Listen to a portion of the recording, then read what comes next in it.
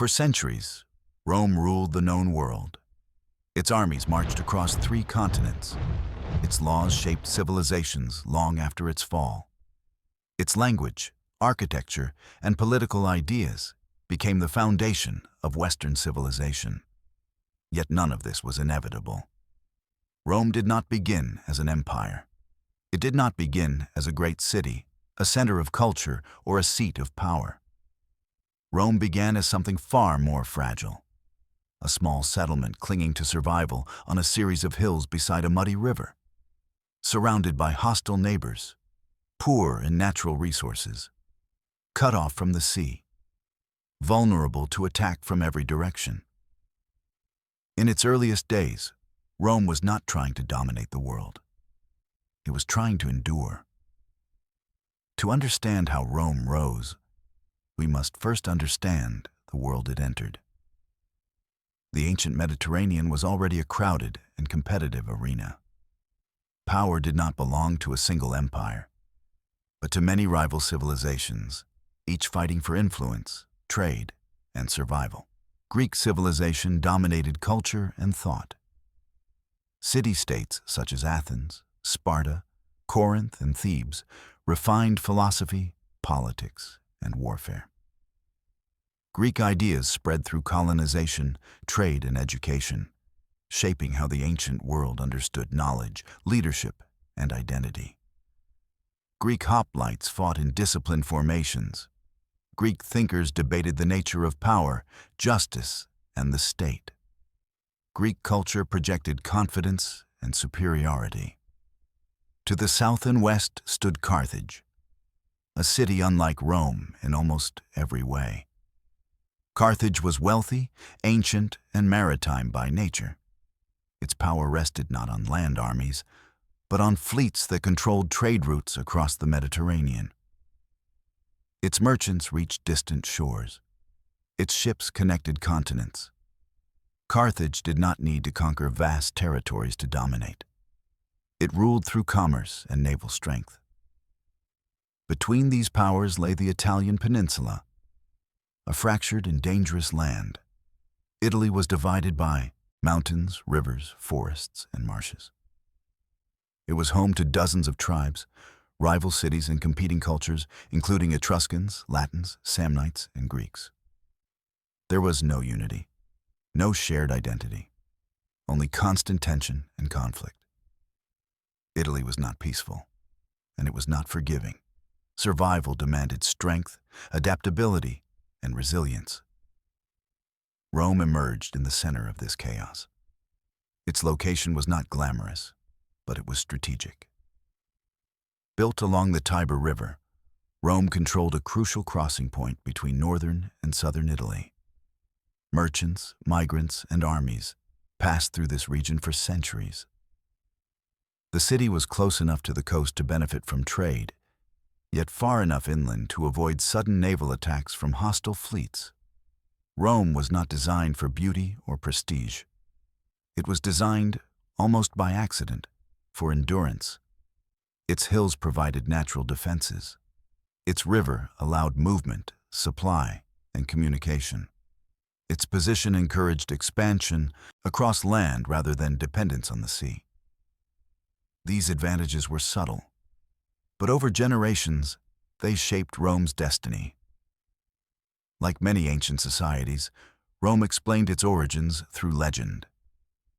According to myth, the city was founded by twin brothers, Romulus and Remus, abandoned as infants, rescued by a she-wolf, destined to rule. The story was powerful and symbolic. It suggested divine favor.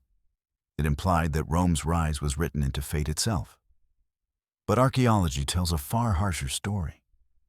Rome began as scattered villages of farmers, shepherds, and traders living on separate hills.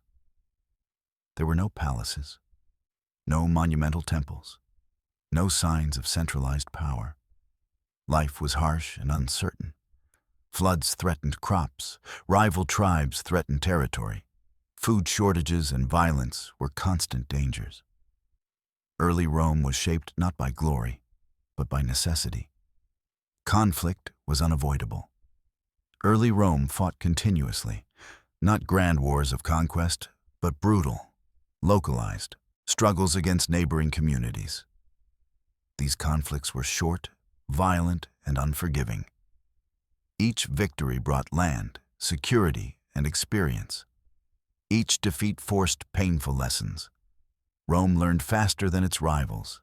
It copied weapons from enemies, adopted tactics that proved effective, discarded traditions that no longer worked. Where other cultures clung to identity and heritage, Rome embraced practicality. What worked was kept. What failed was abandoned. This mindset was revolutionary. Rome did not ask whether an idea was Roman. It asked whether it was useful. This willingness to adapt, to change in order to survive, became one of Rome's defining traits. Over time, these constant conflicts forged a hardened society. Roman identity became tied to endurance, to discipline, to collective survival rather than individual glory. In its earliest centuries, Rome was ruled by kings. Some strengthened the city's defenses, others expanded its influence. But kingship carried a dangerous flaw. Power rested in one man's hands, and when that power was abused, the entire community suffered. Eventually, Rome reached a breaking point. The final king was overthrown, not simply as a political act, but as a cultural rejection of absolute authority. Rome did more than remove a ruler. It rejected the idea that one man should ever rule Rome alone. What followed was revolutionary. Rome replaced monarchy with a republic. Power would be divided, authority would be limited. No ruler would remain forever. This decision marked a turning point. Rome was no longer just fighting to survive. It was learning how to govern itself. And in doing so, it laid the foundation for everything that followed.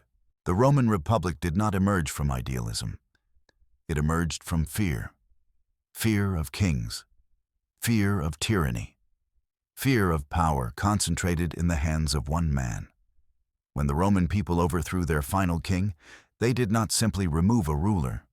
They rejected an entire way of governing. Rome would never again place its fate in a single individual. Instead, it built a system designed to restrain ambition, divide authority, and prevent domination. Power was fragmented deliberately. At the top of the Republic stood the consuls. 2 men, elected each year, sharing equal authority. Each consul could veto the other's decisions. Neither could rule alone. Neither could remain in power for long.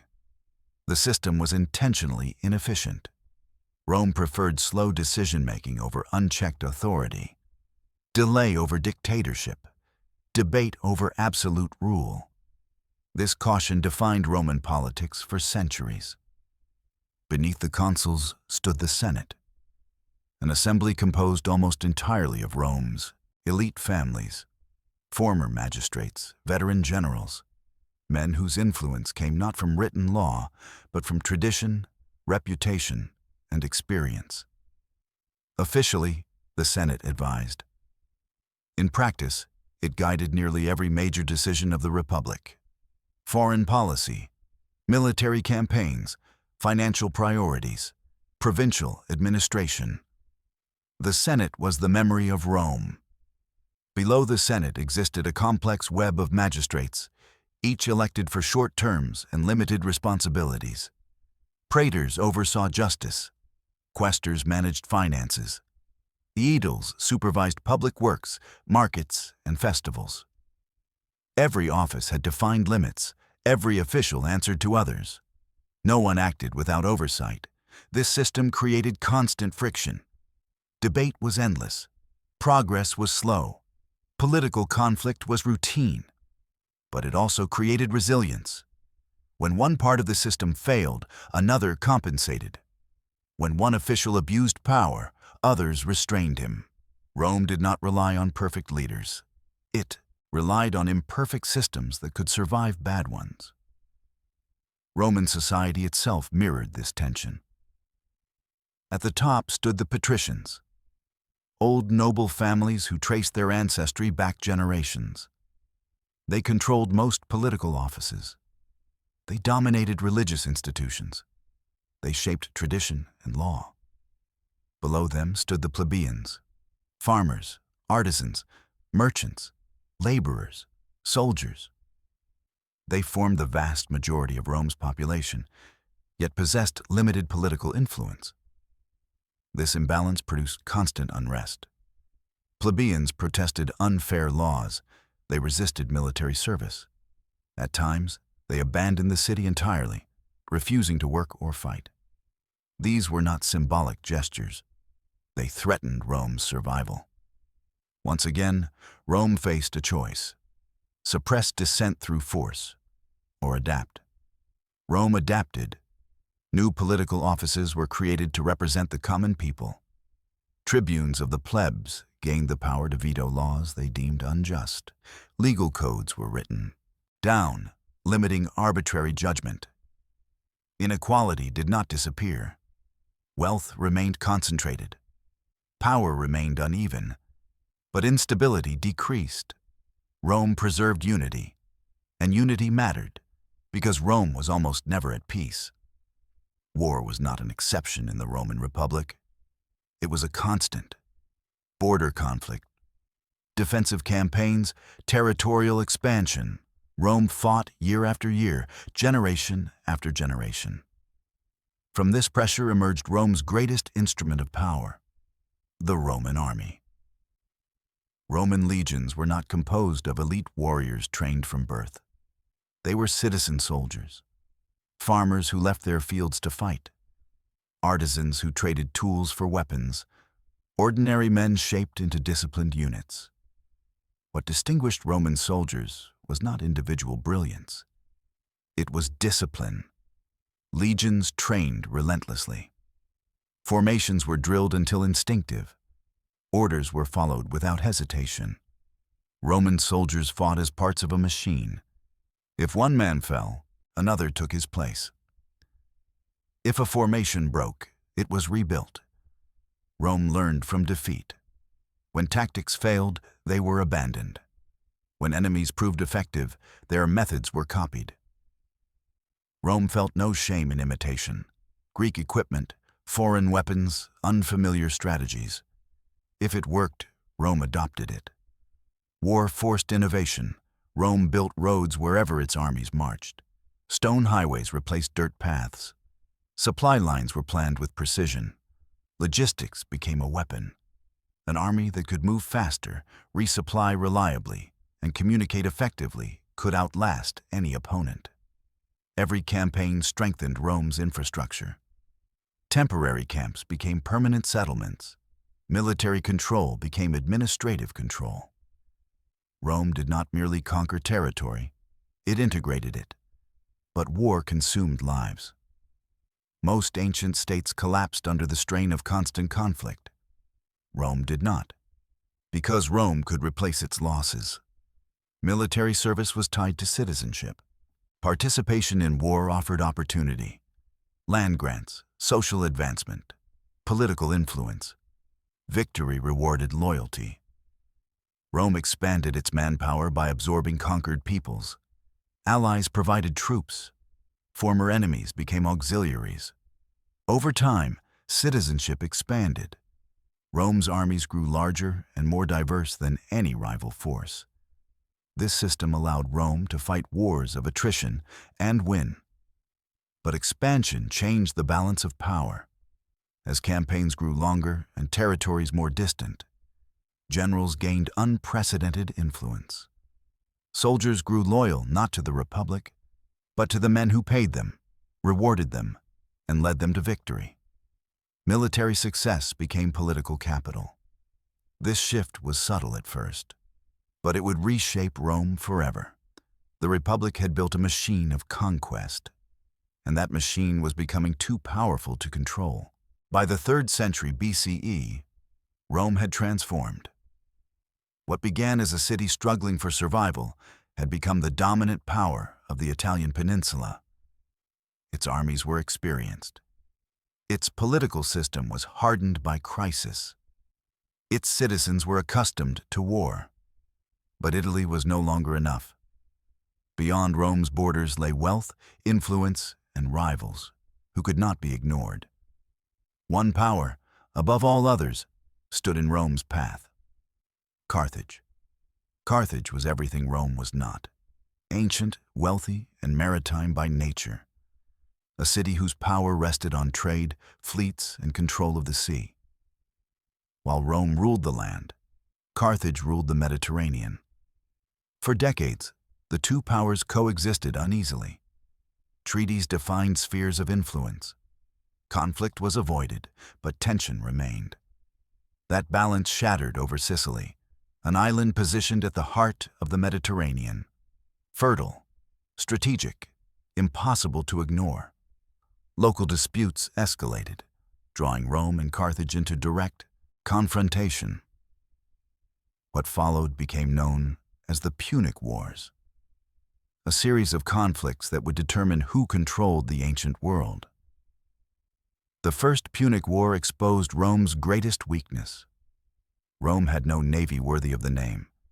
Its soldiers were unmatched on land, but at sea Rome was inexperienced and vulnerable.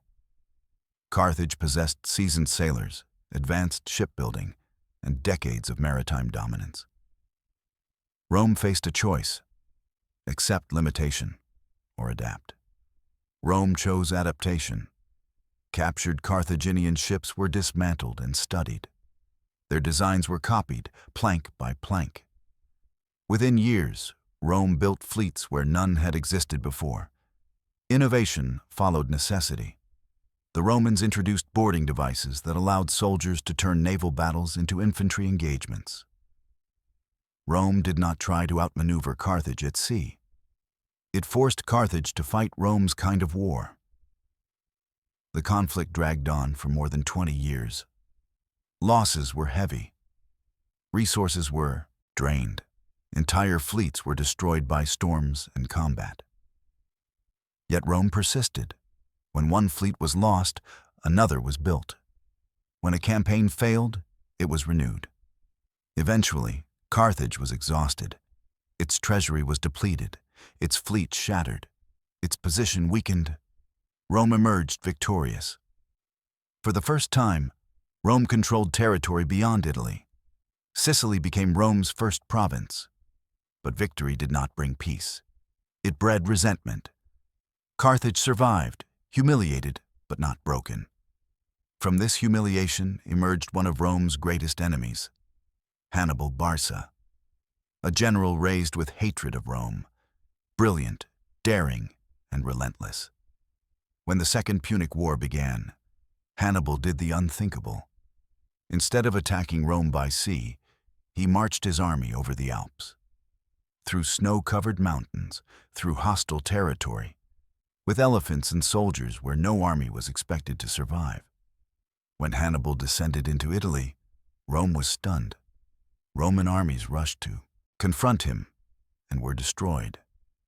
At Trebia, at Lake Trasimene, at Cannae. Cannae was a catastrophe, one of the worst defeats in Roman history. An entire Roman army was surrounded and annihilated. Tens of thousands were killed in a single day. Any other state would have collapsed. Rome did not. It refused to surrender, refused to negotiate, refused to panic. Instead, Rome adapted once more. Direct confrontation was avoided. Hannibal was harassed, delayed, and isolated. Supplies were cut. Allies were pressured to abandon him. While Hannibal remained trapped in Italy, Rome struck elsewhere, in Spain, in North Africa, in Carthage's territories. A new Roman commander rose to prominence, Scipio Africanus. He studied Hannibal's tactics, learned from Rome's failures, and carried the war directly to Carthage. At the Battle of Zama, Rome finally defeated Hannibal. Carthage was spared destruction, but stripped of power. Its fleet was destroyed, its territories reduced, its independence crippled. Rome now dominated the Western Mediterranean, but fear remained. Decades later, convinced that Carthage could rise again, Rome acted decisively. The Third Punic War was brief and merciless. Carthage was besieged, starved, destroyed. The city was erased. With Carthage gone, Rome faced no equal rival. Its armies moved east, into Greece, into Macedonia, into the remnants of the empires once created by Alexander the Great. One by one, ancient kingdoms fell. Rome did not always seek conquest, but it never refused victory. By the end of these wars, Rome ruled the Mediterranean world. Wealth flooded into the Republic, gold from conquered lands, slaves from defeated cities, territory on an unprecedented scale. For Rome's elite, this was a golden age. Magnificent villas rose across Italy. Political careers were fueled by military success. Power became tied to conquest. For ordinary citizens, the story was different. Small farmers were displaced. Years of military service left fields abandoned. Land was absorbed into massive estates worked by enslaved labor. Veterans returned home to poverty. The city of Rome filled with unemployed citizens dependent on state support. The Republic was straining. Its institutions had been designed for a city-state, not a global empire. Provincial governors wielded enormous authority far from oversight. Corruption flourished. Abuse went unpunished. At the same time, generals commanded unprecedented loyalty. Soldiers followed men, not laws. Armies became political tools. Ambition replaced restraint. Violence entered Roman politics. What had once been managed through debate and compromise now spilled into the streets. The Republic still existed in form. Consuls were elected, the Senate convened, laws were passed. But the balance that sustained it was breaking. Rome had mastered conquest. It had not mastered victory. The very system that built Rome's greatness was being eroded by the power it created. This was not the fall of Rome. That would come centuries later. This was something quieter and more dangerous. The moment when ambition began to outweigh tradition. When loyalty to individuals eclipsed loyalty to the state. When the Republic, victorious over every external enemy, began to collapse from within. In the next chapter, we will follow the men who exploited these fractures. The generals who turned armies into instruments of personal power, the conflicts that plunged Rome into civil war, and the long, violent road from republic to empire